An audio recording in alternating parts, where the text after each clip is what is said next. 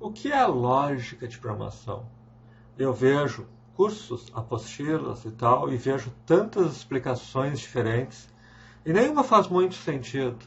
Porque, na verdade, quando eles falam em lógica de programação, e às vezes tem cursos de lógica de programação, na verdade, ensinam uma forma de programar, uma forma, inclusive, antiga, que ainda é usada em linguagens como C, etc., usando alguns recursos de programação, e isso é chamado lógica de programação. E isso é dito, às vezes, como, bom, é assim que se faz um programa.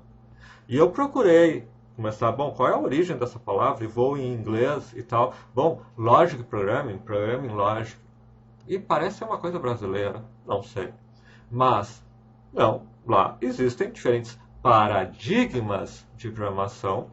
Um deles, um paradigma procedural, que mais se assemelha ao que é ensinado, às vezes, em lógica de programação aqui. Então, vamos ver, por exemplo, nesse exemplo aqui, como pegar um array em JavaScript e separar apenas os números pares. Vamos fazer isso em JavaScript moderno.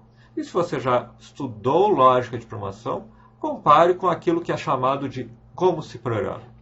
Para isso eu não vou usar nenhuma aplicação, eu vou simplesmente vir aqui no Chrome, eu digito about, blank. Por que eu digito about, blank? Porque vem uma página em branco. Eu clico com o botão direito, inspecionar. Tudo isso para vir aqui, vai abrir uma janela aqui, que é o nosso console. Eu venho aqui e eu tenho o console. Eu vou colocar ele como parte da tela. Às vezes ele já vem assim aqui. Então eu vou criar, e aqui as linguagens têm isso. No caso do JavaScript, eu crio um array assim. Array A1 é igual a 1,2,6, 9,7,5,3,4,6, e eu quero apenas o array de números pares. E eu vou fazer isso em JavaScript. Como que eu faço em JavaScript? Bom, eu tenho que filtrar o array. Logo, A1.filter. Viram isso em lógica de programação? Bom, é assim que se faz em JavaScript. Eu vou filtrar esse array. A filtragem do array vai retornar um array em que alguns elementos vão vir, outros não. Para isso, eu tenho que passar uma função para ele. E eu uso uma arrow function. Arrow function? Bom, eu tenho vídeo sobre isso. Lógica de programação é assim que se programa hoje em dia em JavaScript.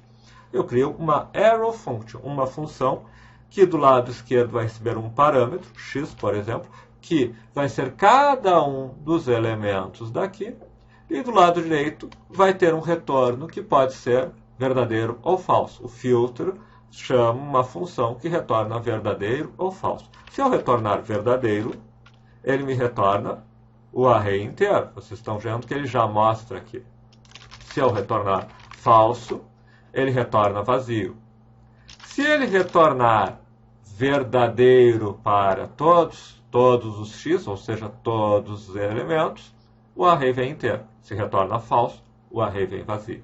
E se retornar verdadeiro apenas para aqueles elementos do x que o resto da divisão por 2 seja verdadeiro, seja igual a 0.